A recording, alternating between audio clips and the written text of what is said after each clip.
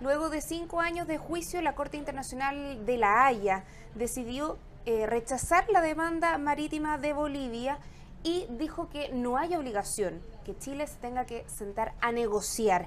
Para profundizar en este tema estamos con Paz Milet, analista internacional. Paz, bienvenida a Emol TV. Muy buenas tardes, ¿qué tal? Buenas tardes. Paz, ¿qué le pareció el fallo? Porque analistas y políticos hablan de un fallo sorpresivo. ¿Comparte este análisis? Sí, a mí me parece que lo inesperado es la contundencia del fallo. Que la Corte fuera yendo contra todos los argumentos de Bolivia de manera tan contundente que no hubiera aceptado ninguna de las propuestas que hizo Bolivia fue bastante inesperado para todos, me parece. Era un escenario que nadie lo esperaba. Esto que rechazara tanto. O sea, fue un escenario, se hablaba, si uno recuerda, que ese era el escenario más favorable para Chile por diversos motivos, ¿no? Porque cerraba de alguna manera la posibilidad de que Bolivia siguiera argumentando en esta línea. También, bueno, daba, de alguna manera, cerraba la posibilidad de que Evo Morales obtuviera algún tipo de victoria en esto frente a su pueblo y frente a la comunidad internacional. Entonces hablaba que era el mejor escenario para Chile, pero también el menos esperado. Ahora, Paz, ¿marca un precedente histórico en materia de derecho internacional, quizás para otros litigios? Me parece que este fallo sí, marca precedente en varios temas. Si uno ve, había 8 argumentaciones bolivianas que fueron siendo contestadas en la práctica uno a uno. Y ahí hay temas bastante interesantes, por ejemplo, lo que se manifestó respecto a los actos unilaterales. Se reafirmó la tesis que estos tienen que cumplir con una serie de requisitos, tener un interés, ser precisados, ¿no es cierto?, detallados. Después también se hizo referencia, ¿no es cierto?, a todo lo que significó las resoluciones de la OEA, diciendo que estas no demuestran interés de Chile por obligarse y que también tienen una influencia limitada que es básicamente política, pero que no generan obligaciones jurídicas. Todos estos elementos sin duda van generando un precedente a nivel internacional digno de estudiarse, por eso es que este caso ha generado tanto interés respecto también a lo que significa en general la obligación de negociar y los requisitos que tienen que cumplirse. Si uno ve, la Corte en los diferentes fundamentos fue argumentando casos anteriores y iba diciendo, este caso no cumple con las condiciones que aquí se aceptaron. Eso es muy importante de ir analizando a futuro. Paz, ¿cómo evalúa la defensa chilena y la estrategia también que se utilizó a lo largo de todo este proceso? A mí me parece que fue redonda, fue muy congruente, demostró dos cosas. Uno, la capacidad del equipo jurídico, que nosotros pensamos que, claro, participaron abogados internacionales, pero no hay que olvidar que aquí hubo un equipo jurídico nacional que estuvo siempre presente y que fue el que apoyó transversalmente los más diferentes procesos que hemos tenido en La Haya. Y por otro lado, demostró lo que significa una política de Estado. La participación de los distintos actores políticos, y si uno ve en los distintos casos que se fueron argumentando, en los distintos momentos históricos, hubo participación de determinados actores políticos que tuvieron una línea transversal a lo largo de la historia. Y eso también es muy importante, como refleja una postura nacional congruente a lo largo de la historia. Paz, el máximo tribunal internacional rechazó uno a uno los diversos argumentos presentados por la defensa jurídica, que era lo que conversamos, que esto fue realmente lo sorpresivo en el fallo. ¿Acatarán finalmente el fallo Bolivia? Desde mi punto de vista, yo creo que las declaraciones de Evo Morales a la salida del tribunal dieron señales de que va a acatar el fallo, y lo más importante, él rescata uno de los puntos, ¿no es cierto?, del fallo, diciendo que la Corte dice, ¿no es cierto?, este fallo no contradice el que las partes ahora puedan negociar tal como lo han hecho a lo largo de la historia.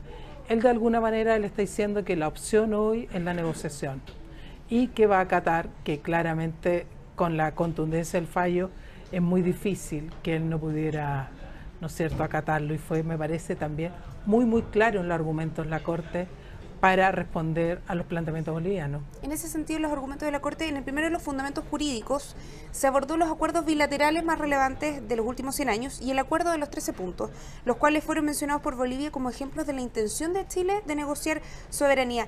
¿Cree que estuvo bien planteada la defensa por parte de Bolivia?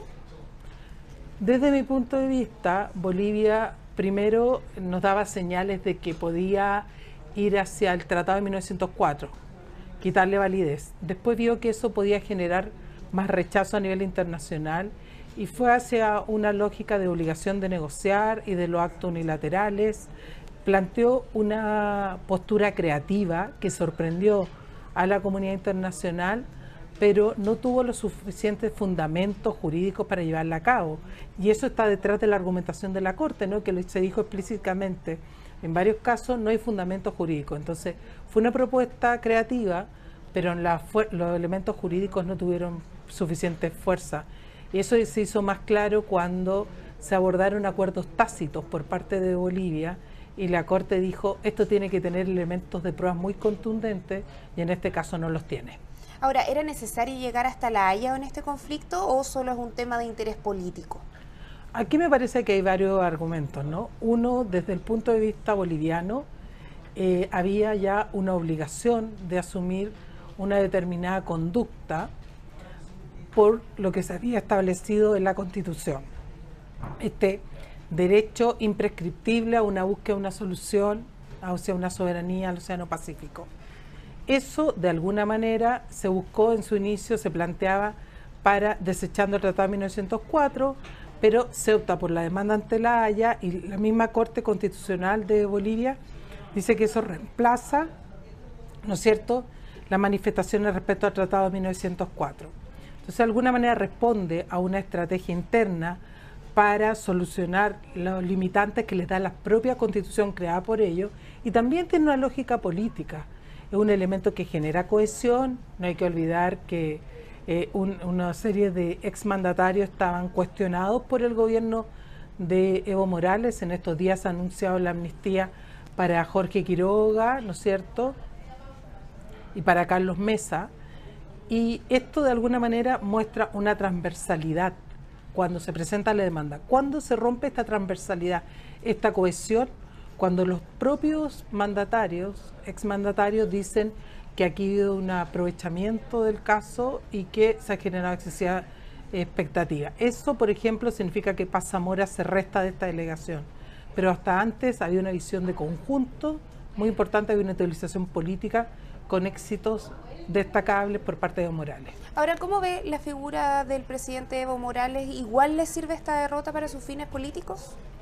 Yo creo que él enfrenta hoy un escenario particularmente difícil, porque él está de cara a una reelección que no tiene legitimidad, porque por algo él perdió, ¿no es cierto?, en el referéndum, y tuvo que buscar otra estrategia que además ha sido particularmente cuestionada, porque dinamita las bases de su propia Constitución para poder plantearse nuevamente a la presidencia.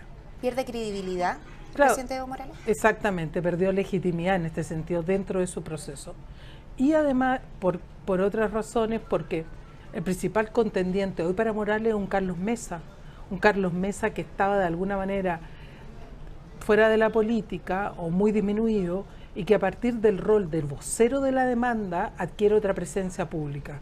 Entonces, Evo Morales hoy está en las condiciones que necesita disminuir los costos de esta demanda, de todo este proceso, lo que ha significado en su capital político, y lo otro es generar un marco para su reelección. Además, por todo lo que le prometió el pueblo boliviano. Exactamente, porque generó excesiva expectativa. Si la Corte dijo que no hay obligación de negociar, ¿cómo será ahora la relación de conversaciones, de diálogo con Bolivia? ¿Qué debiésemos hacer? Bueno, aquí hay varios temas a considerar. Hoy Chile y Bolivia no tienen canales paralelos, no tienen puentes, como en otros momentos se ha dado que siempre había lo que se llama una diplomacia de segundo carril, con otros actores que están posibilitando la relación bilateral.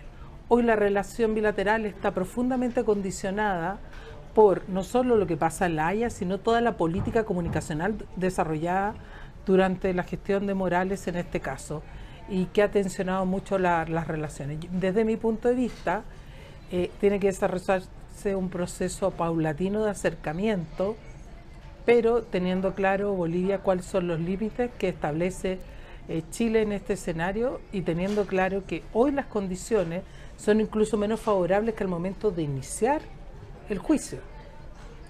Hoy, si uno ve la última encuesta CADEM, cada vez hay un porcentaje mayor de la población chilena que se niega a entregarle un acceso soberano al mar a Bolivia. Eso es producto tanto del juicio La Haya, pero de la política comunicacional seguida por Evo Morales. Paz, el ex ministro de Relaciones Exteriores, Heraldo Muñoz, dijo que este tema se acabó. ¿Eso es así o Evo Morales puede llegar a otra instancia? Se acabó desde esta perspectiva, pero yo creo que ya lo ha dicho Evo Morales y lo ha dicho el propio García Linera diciendo que frente a lo que ocurrió en La Haya hay plan B, plan C, plan D. Este es un tema que no va a acabar porque de alguna manera es un elemento que permite cohesionar a la población boliviana y porque el propio Evo Morales lo anunció cuando llegó a La Haya diciendo este es un tema jurídico pero también emotivo.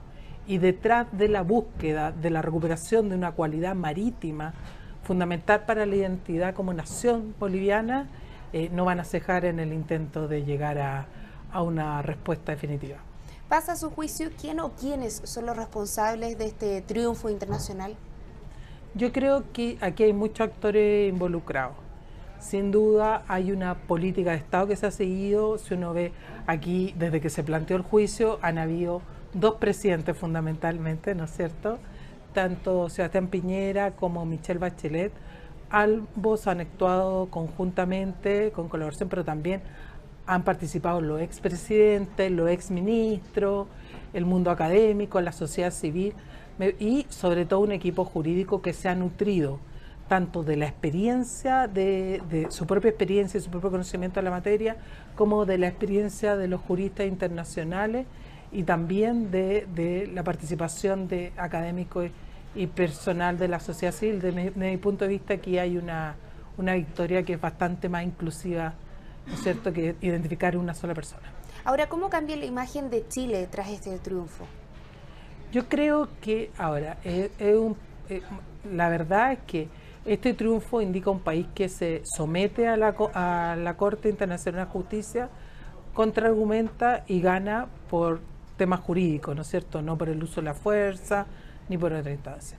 Desde ese punto de vista, Chile gana frente a la comunidad internacional, pero todavía nos falta avanzar en esas materias porque de alguna manera la campaña comunicacional ha hecho mella en la imagen de Chile, planteándolo como un país que es mal vecino, la idea de David contra Goliat, que por qué no les dan un poco de metros de playa a los bolivianos si ustedes tienen tanta.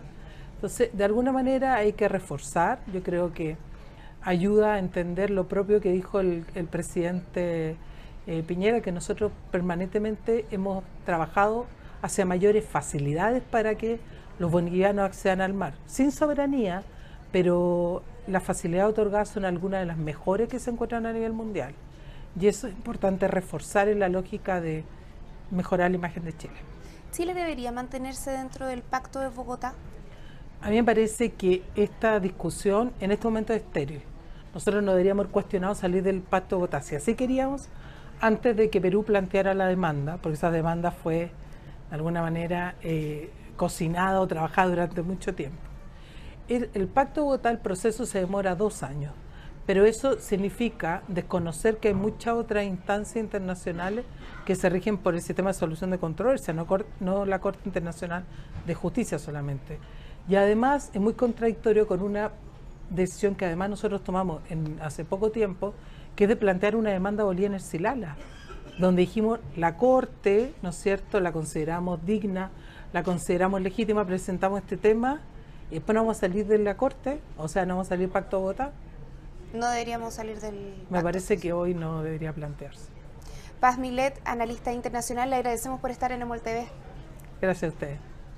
A ustedes les dejamos invitados a revisar más contenidos a través de emol.com y seguir conectados en EMOL TV.